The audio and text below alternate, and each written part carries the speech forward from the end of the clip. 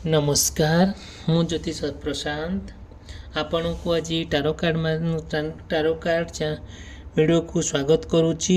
ଚାଲନ୍ତୁ ଦେଖିବା ଆପଣଙ୍କ ପାର୍ଟନରଙ୍କର କ'ଣ ମେସେଜ ରହୁଛି ଆପଣଙ୍କ ପ୍ରତି ଆଉ ତାଙ୍କର କ'ଣ ସବୁ ଚିନ୍ତା ରହୁଛି ଆପଣଙ୍କ ପ୍ରତି। ଚାଲନ୍ତୁ ଦେଖିବା ଆଜିର ଏହି ନ୍ୟୁ ଟାରୋ କାର୍ଡ଼ ରିଡ଼ିଂ ମାଧ୍ୟମରେ। ଏଇଟା ସବୁଠାରୁ ସୁନ୍ଦର ଆଉ ବଢ଼ିଆ ଟାରୋ କାର୍ଡ଼। ଚାଲନ୍ତୁ ଦେଖିବା ତାଙ୍କର କ'ଣ ଆପଣଙ୍କ ପ୍ରତି ମେସେଜ ରହୁଛି ଆଜି ପାଇଁ। ଦେଖନ୍ତୁ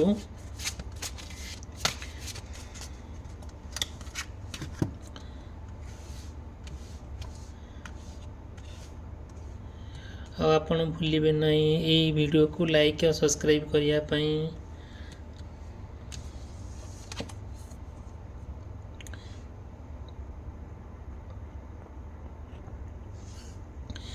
ଦେଖନ୍ତୁ ଆପଣଙ୍କ ପାର୍ଟନରଙ୍କର ଆପଣଙ୍କ ପ୍ରତି ଗୋଟେ ବଢ଼ିଆ ପଜିଟିଭ୍ ମେସେଜ୍ ରହୁଛି।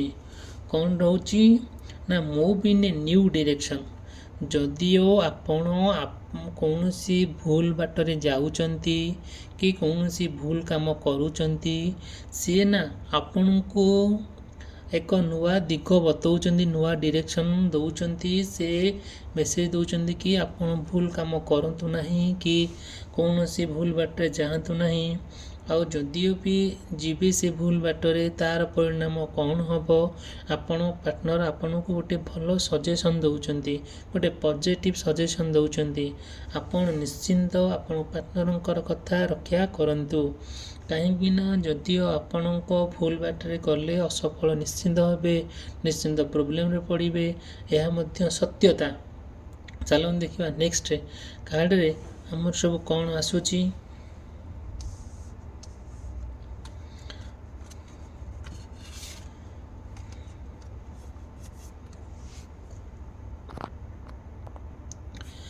ଦେଖନ୍ତୁ ଆପଣଙ୍କ ପାର୍ଟନର ନା ଆପଣଙ୍କୁ ଗୋଟେ ଭଲ ପଜିଟିଭ୍ ମେସେଜ ଦେଉଛନ୍ତି।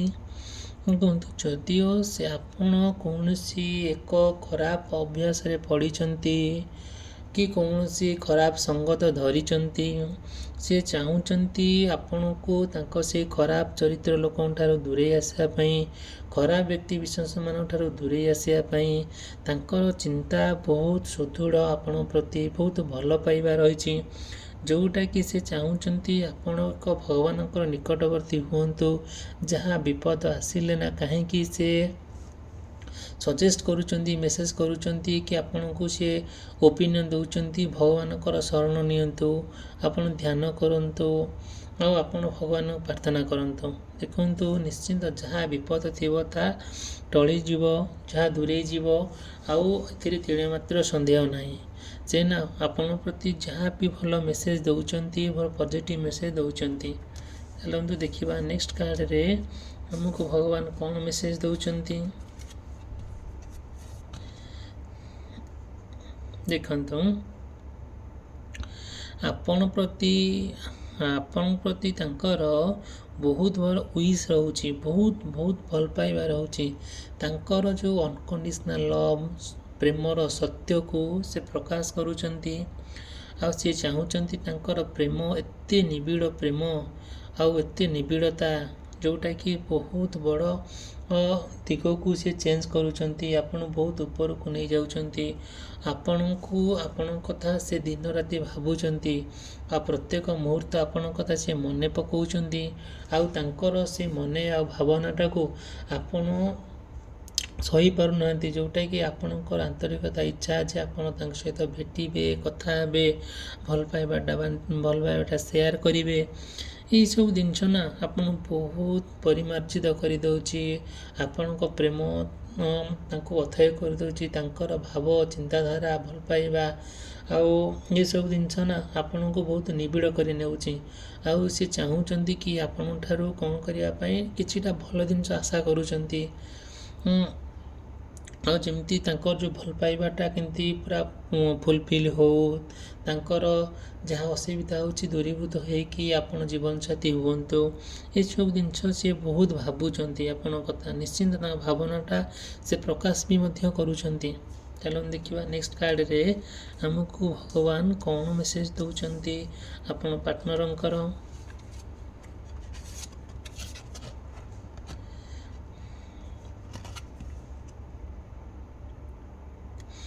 ଦେଖନ୍ତୁ ଆଉ ଆପଣଙ୍କ ପାର୍ଟନର୍ ନା ଆପଣଙ୍କୁ ବହୁତ ୱେଟ୍ କରିଛନ୍ତି। ଆପଣ କୌଣସି ନା କୌଣସି କାର୍ଯ୍ୟରେ ବିଜି ଥିବାରୁ ଆପଣ ଫୋନ୍ ରିସିଭ୍ କରିନାହାନ୍ତି କି ମେସେଜ୍ ଦେଖିନାହାନ୍ତି।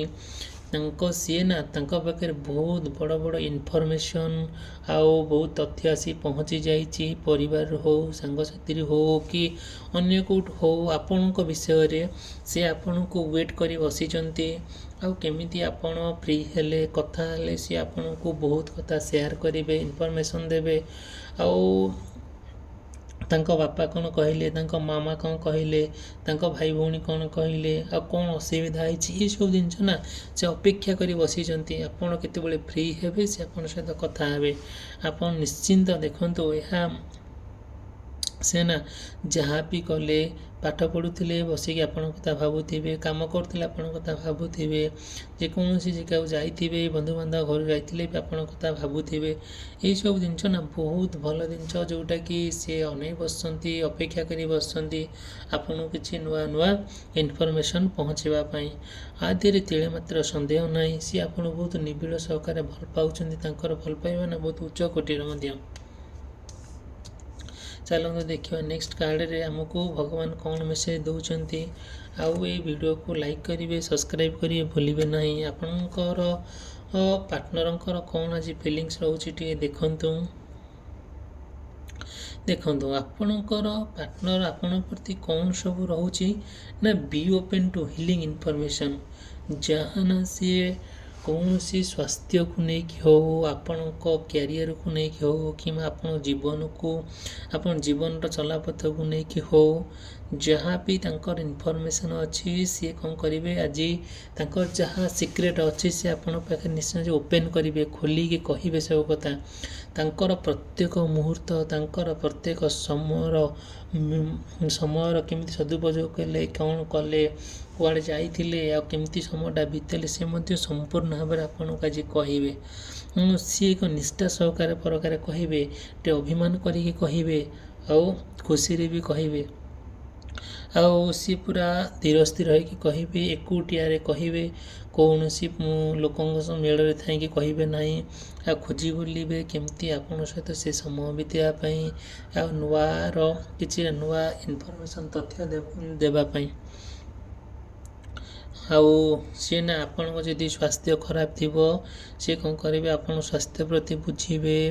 ଆପଣ ମେଡ଼ିସିନ୍ ଖାଇଲେ କି ନାହିଁ ସେ ମନେ ପକାଇବେ। ଯଦି ଆପଣ କୌଣସି ଏକ ସ୍ୱାସ୍ଥ୍ୟ ଖରାପ ଅଛି, ମେଡ଼ିସିନ୍ ଖାଉନାହାନ୍ତି କି, ସେ ତା ଯୋଗୁଁ ବିରକ୍ତ ବି ହେବେ। ଆଉ ଆପଣଙ୍କୁ ମଧ୍ୟ ମାନେ ଆପଣଙ୍କ ପ୍ରତି ତାଙ୍କ ଯେଉଁ ଫିଲିଙ୍ଗସଟା ଆସିବ, ଟିକେ ବିରକ୍ତକର ଭାବନା ଆସିବ। କାହିଁକିନା ସେ ଆପଣଙ୍କୁ ବହୁତ ଭଲ ପାଉଛନ୍ତି, ସେଥିପାଇଁ ସେ ଆପଣଙ୍କୁ କେୟାର ନେବାକୁ ଚାହୁଁଛନ୍ତି। ଆଉ ଆପଣଙ୍କ ପ୍ରତି ସେ ଭଲ ପାଉଛନ୍ତି, ଆପଣଙ୍କ ପ୍ରତି ନା ସେ ବହୁତ ତାଙ୍କର ଯେଉଁ ଫିଲିଙ୍ଗସ୍ ରହୁଛି ସେୟାର କରିବାକୁ ଚାହୁଁଛନ୍ତି, ଯାହା ଇଣ୍ଟରେଷ୍ଟ ଅଛି ସେ ସେୟାର କରିବାକୁ ଚାହୁଁଛନ୍ତି। ଚାଲନ୍ତୁ ଦେଖିବା ନେକ୍ସଟ କାର୍ଡ଼ରେ।